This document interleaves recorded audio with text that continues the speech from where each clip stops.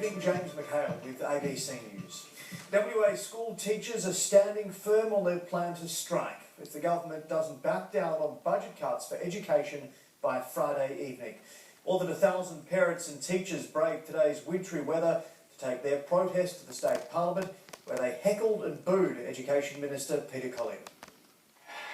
It may have been raining, but that didn't deter 1,000 people from rallying at Parliament House to protest against the government's education cuts. I'm angry, are you? I feel betrayed on behalf of our kids in our schools, do you? There were teachers and principals and parents and their children all expressing their anger at plans to cut 500 education jobs, freeze teacher numbers and reduce funding for specialist programs. These are our kids. They're going to school now. We have a right to stand up and fight. The Education Minister wasn't invited to speak, but couldn't avoid a confrontation. I think we're sick and tired of getting politicians clerking governments where demand us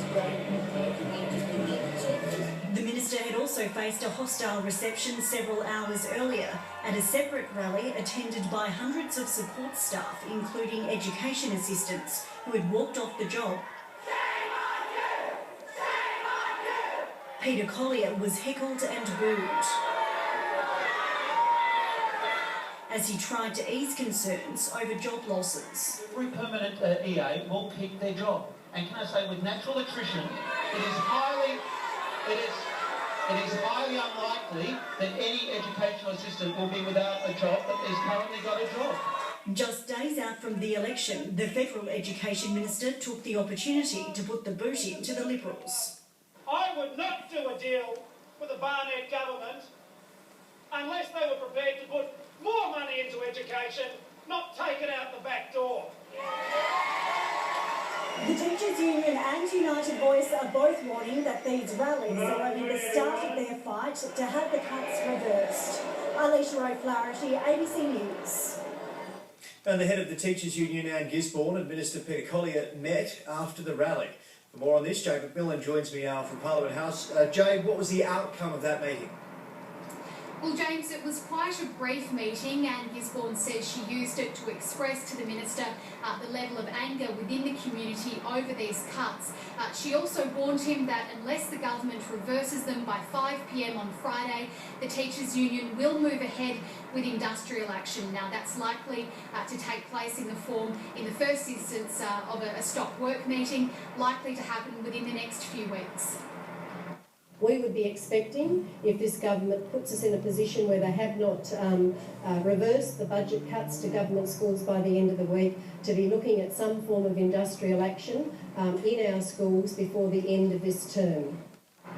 Now, the Minister is still standing firm on this issue. He maintains that the changes will lead to a fairer system for students in the long run, and he also says he's still hopeful that industrial action can be avoided. Now, he wasn't asked to speak at the second rally today, but he did speak to the media a short time earlier and said that he can understand why people are concerned.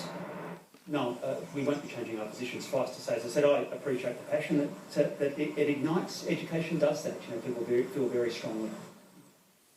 Jay, we saw the pictures earlier of a big crowd at the rally today. Was there any resulting disruption for children and schools at all? Well, the teachers' rally happened after the school day had finished, but the Education Department says it is disappointed that education assistants walked off the job during school hours. It says it's also disappointed that some other staff, such as gardeners and cleaners, also took action when these changes aren't going to affect them. So, by all accounts, no major disruptions to classrooms today, but that will change if teachers do decide to strike. Jay McMillan, thank you. Australia